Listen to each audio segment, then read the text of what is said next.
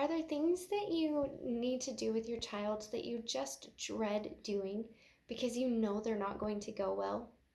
That's what today's strategy is all about.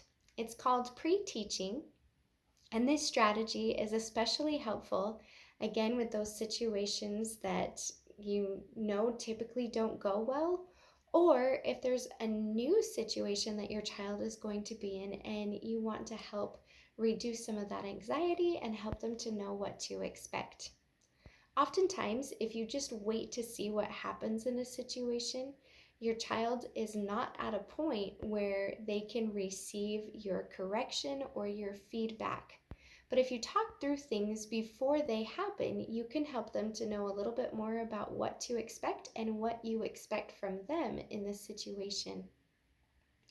This requires pulling in some of those other strategies that we've talked about, including having that really clear communication and being consistent. And also, if you have some kind of reinforcement system in place, you might consider using that in this case or tying it into this situation.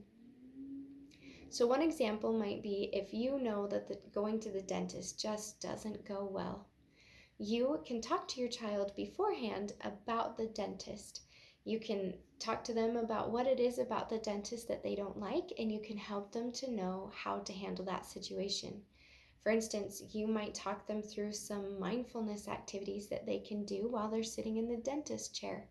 Or you can let them know how to communicate where they're at with the hygienist. For example, they can tell the hygienist that they are scared or that they need a break or that they are in pain. Whatever it is, helping them to know when to communicate and how to communicate can help them to feel better and safer about their experience going to the dentist. You might also talk to them about certain situations where, again, there are behaviors that you don't really like. For example, if you take your child to the park and they throw the bark every time they're at the park, you could talk to them about how when they're at the park, they need to leave the bark on the ground. You'll remind them of this 2 times, but if they can't remember after that third time, then it's time to go home.